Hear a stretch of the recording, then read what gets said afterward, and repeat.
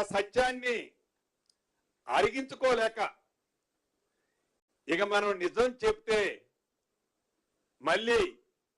పుట్టగతులు ఉండవని గ్రహించి అబద్ధాలే ఏజెండాగా పెట్టుకొని నిజాలని అబద్ధాలుగా చిత్రీకరిస్తూ ఈ గడిచిన కొన్ని రోజుల నుంచి వారు ఆ ప్రేలేపనలు, ఆ రెచ్చగొట్టే తరం, ఆ శాసనసభలో పవిత్ర దేవాలయం లాంటి శాసనసభలో వారి నడవడిక, వారి ప్రవర్తన రాష్ట్ర ప్రజలు ప్రతిదీ గమనిస్తున్నారు. ఈ మంత్రివర్గంలో ఉప ముఖ్యమంత్రి బట్టి విక్రమార్క గారి మీద బిల్లుల మీద పర్సంటేజ్లని, సింగరేణిలో అవకతవకలని అనేక ఆరోపణలు చేస్తే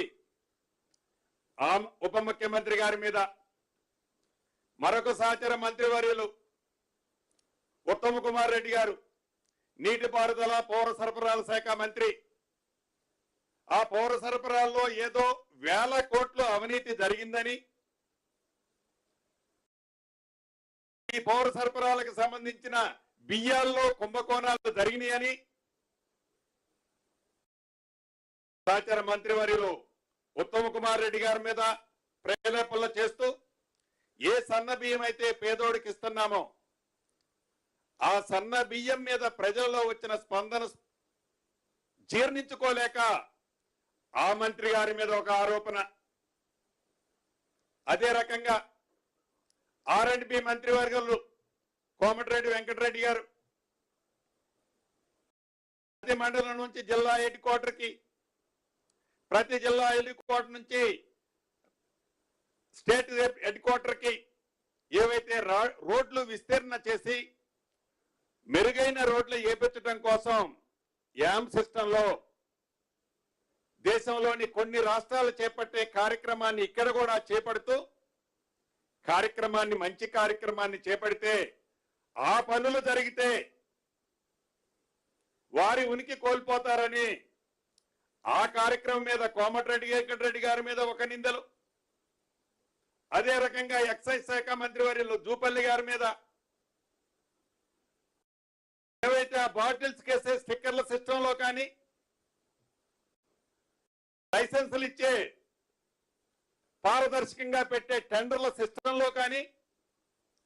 అనేక అవకతవకలు జరిగాయని ఆ జూపల్లి కృష్ణారావు గారి మీద, అదే రకంగా గౌరవ ముఖ్యమంత్రి గారు రేవంత్ రెడ్డి గారి శాఖకు సంబంధించిన ఇల్ట్ పాలసీ కానీ టీడీఆర్ పాలసీ కానీ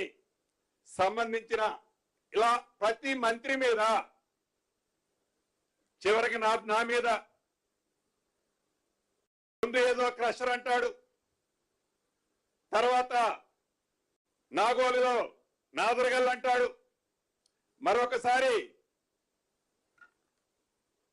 ఒట్టి నాగులపల్లి అంటాడు. ఇలా నా మీద అంటే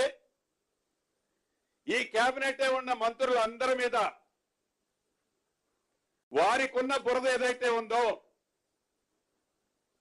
వారికి ఏ బురద అయితే ఉండి ఆ బురదని మేము పక్కోడికి అంటిస్తే, ఆ మంత్రులకో ఈ ప్రభుత్వానికో పూస్తే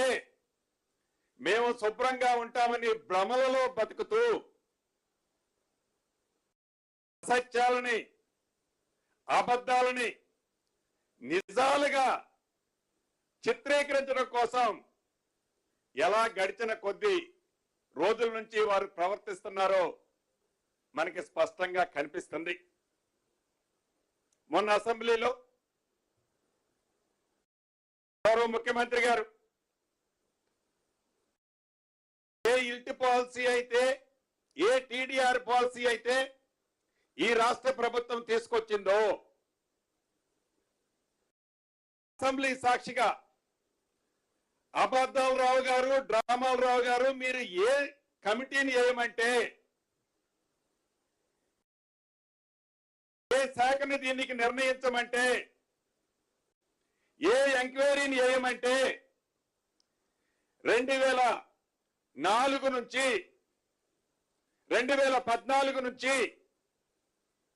తెలంగాణ రాష్ట్రం ఏర్పడిన దగ్గర నుంచి